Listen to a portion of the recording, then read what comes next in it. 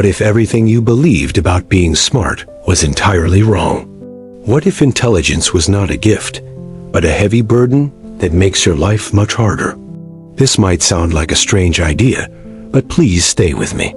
By the end, you might not want to be a genius anymore after all. We will explore the ideas of a philosopher named Arthur Schopenhauer.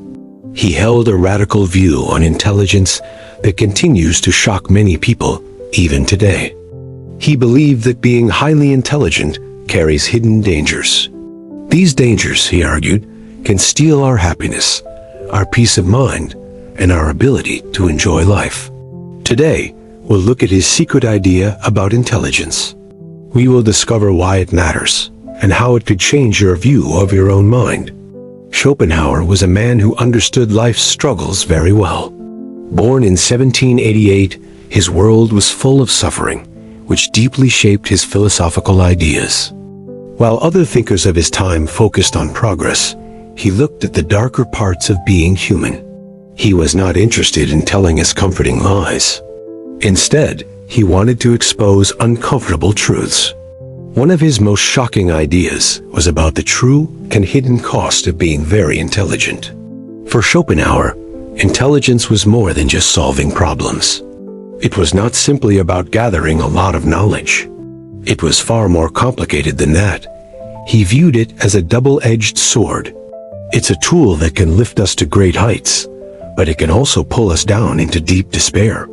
He strongly believed that the more intelligent a person was, the more sharply they felt and experienced the suffering that is a natural part of everyday life. Take a moment to think about your own life. Have you ever felt that the more you understand, the more alone or disappointed with the world you become? This feeling is exactly what Schopenhauer was talking about. He revealed a paradox. Intelligence makes us more aware, but it also makes us more sensitive to pain. The brighter the light of our understanding becomes, the darker the shadows it will inevitably cast all around us. This is the central conflict for intelligent minds.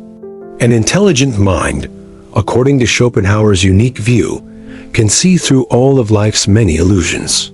It cuts through the lies we tell ourselves to feel better. It sees how pointless it is to chase endless desires.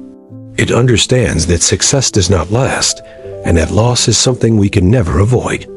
While this deep awareness can lead to great insights, it can also leave us feeling very isolated, completely overwhelmed, and strangely detached from the world around us. Schopenhauer's ideas connect with the feeling of existential dread. This is a deep anxiety about life's meaning and our small place in this vast and cold universe. The more we understand about the universe, the more we realize it doesn't really care about us. This is a heavy burden for intelligent people to carry. He argued this awareness can even ruin our joy in simple things. A less smart person might find happiness in daily routines without ever questioning them at all. But an intelligent individual often sees these things as distractions. This makes them feel hollow, empty, and unsatisfying, which can lead to a feeling of boredom. So, does all of this mean being smart is a bad thing? Not quite. Schopenhauer saw its value, but wanted us to see it for what it truly is. He said that our intelligence is just a tool, not a solution to life's big problems. Many smart people fall into the trap of relying too much on intellect. They hope their mind will eventually lead them to lasting happiness. But happiness, he argued, does not come from knowledge or from complex logical reasoning and thought. He believed that true happiness is rooted in something much simpler. It is found in a state of mind that is paradoxically less about intense intellectual thinking. What he believed we should all be seeking is peace of mind. Consider how often you get lost in overthinking problems that you cannot even solve. How many sleepless nights have you spent replaying past conversations? Or analyzing every little detail, trying to find answers to questions that have no clear solution? Schopenhauer would say, this is the curse of intelligence. It is a restless mind that cannot stop searching, even when there is nothing left to find. You might be asking, if intelligence is so tricky, what can we do? Should we try to be less curious or stop learning new things about the world? His answer to this question was surprisingly practical.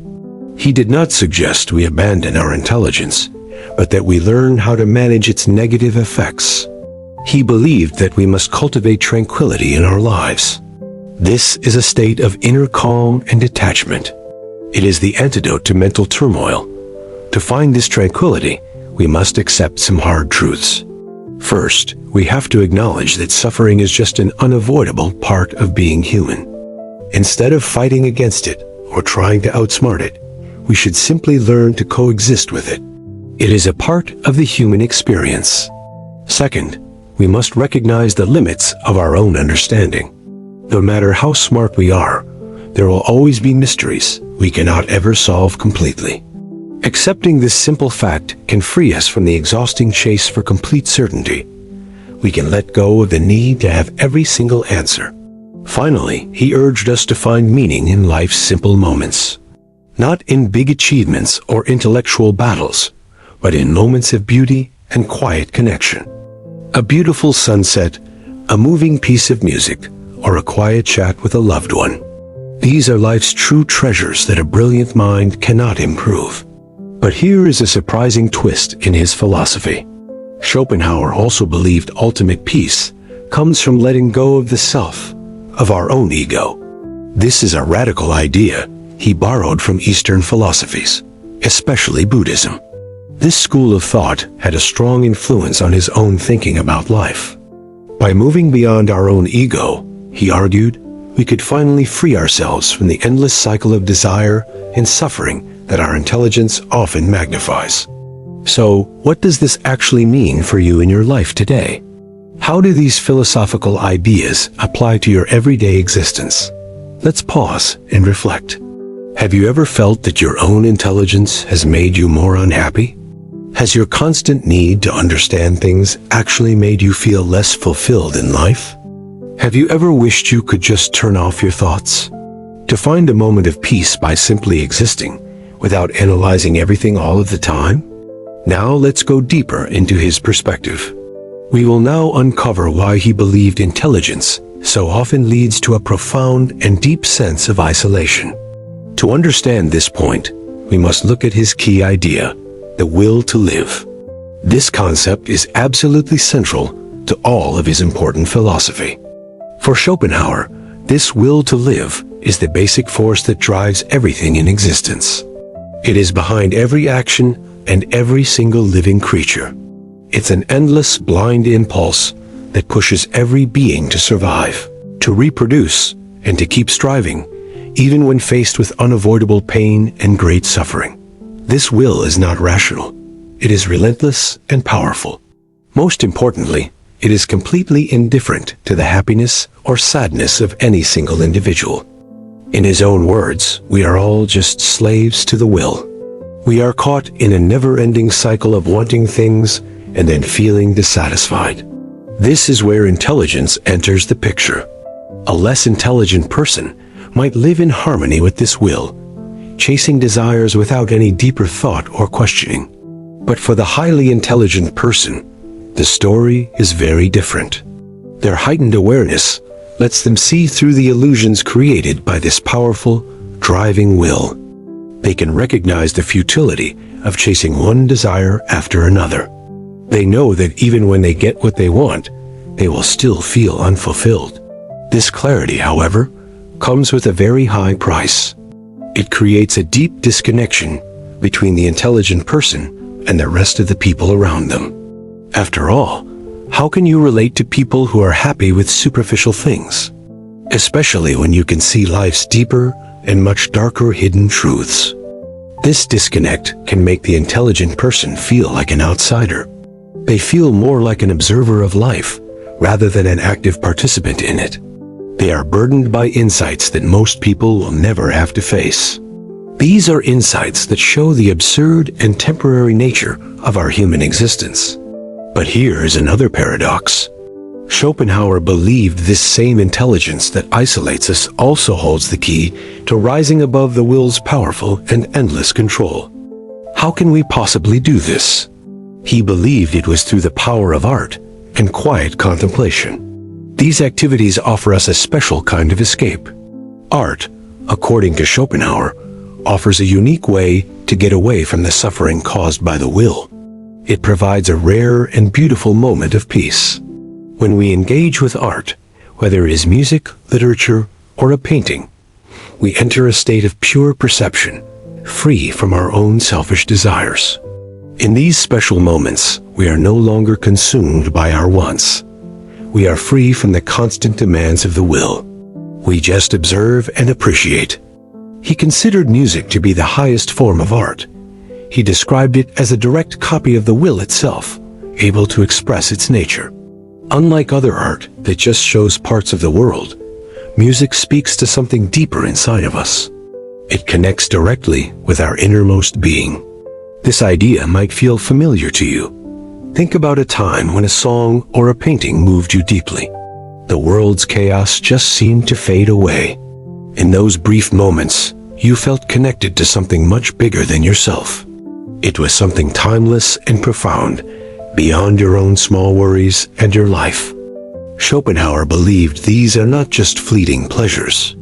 They are profound chances to step outside the cycle of suffering and glimpse a higher, more peaceful truth. But there is even more to his philosophy. He argued intelligence could be used to cultivate a state of detachment, which he called quieting the will. This involves stepping back from the constant striving for more. Instead, we should embrace a perspective of acceptance and a deep sense of inner tranquility. By quieting the will, we free ourselves from the endless cycle of craving things and then feeling dissatisfied when we get them. This breaks the entire pattern. Of course, this is much easier to say than to do. Our world glorifies ambition, success, and always chasing after more and more goals and achievements. The idea of stepping back can feel wrong. But his wisdom reminds us that true fulfillment does not come from achieving more or from knowing more things. It comes from letting go. We must let go of desires, of high expectations, and even of the need to always make sense of everything around us. Now let's look at the practical uses of his wisdom. We can see how his ideas about intelligence can transform your own daily life and your thinking. If you have ever felt trapped by your own thoughts, his teachings can be a guide. They can empower you to find a new way forward. He believed the first step to freedom is simple awareness. We must recognize the patterns of the will and see how they show up in our lives. Most of us chase desires like wealth or status. We believe getting these things will bring us lasting joy. But Schopenhauer said this satisfaction is always brief. To break free, he suggested a radical shift. Instead of chasing external goals, we should turn our attention inward. Observe your desires without any judgment. Ask yourself, why do I want this specific thing? You will often find that your desires come from society's expectations, not from your own genuine personal needs. He also stressed the importance of mindful detachment.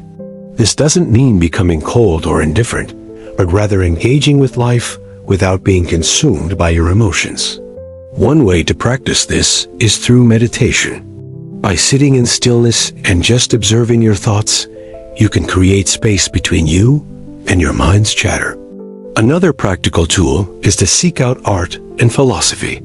He believed these things have the power to lift us beyond the suffering caused by the will. Engaging with great works of art or literature is not just escapism. It is a way to connect with deeper truths about our own human existence. His ideas also affect how we relate to other people. One hidden cost of intelligence is feeling isolated. Smart people often feel misunderstood by others. His answer to this problem was simple yet profound. He said we must cultivate compassion for others. Recognizing our shared suffering is the key to connection. When we see others as fellow travelers on a difficult journey, our entire perspective shifts. This can help us to build much more meaningful relationships with them. Let's discuss one of his most controversial ideas, renunciation. He believed the ultimate path to freedom lies in letting go of our own ego, ourself. The ego with its constant need for approval, is the main source of our suffering. By loosening its tight grip, we can find a deeper peace.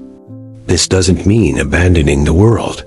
It means approaching life with humility and a sense of detachment, accepting things just as they are without a fight. Schopenhauer's philosophy, while it seems pessimistic, is actually very empowering. By facing life's harsh truths, we can find a more authentic and lasting kind of happiness. This happiness is rooted in understanding and acceptance. It comes from finally quieting the endless demands of the will that drive us all to distraction. Now we can piece all this wisdom together. Schopenhauer's philosophy reveals a stark but liberating truth about the world and about our own minds and desires. The pursuit of knowledge does not always lead to happiness. Instead, it can open our eyes to life's inherent struggles, which can be a difficult burden. But this same awareness is also the gateway to transcendence. To truly live his teachings, we must accept that life is a balance of light and shadow. We must learn the art of detachment. Much of our suffering comes from clinging to desires, ambitions, and even our own identities. We must hold things lightly. We should also pursue higher meaning through art and philosophy. These are essential tools for navigating life's many challenges and finding a sense of purpose. He taught that compassion is the ultimate connection. By recognizing the shared struggles of all people, we can break free from the isolation that intelligence can cause. The final goal is to quiet the mind and the will. This is not about escaping from life, but about finding a deep sense of peace within it. So, is intelligence a gift or a burden? As we have now seen, the answer is that it is actually both. It is a complex duality. It can isolate and burden us, but it can also elevate and liberate us. The choice of how we decide to use it is entirely ours. We can use our intelligence as a tool for growth and compassion. His teachings show that wisdom lies in embracing life fully, with all its contradictions.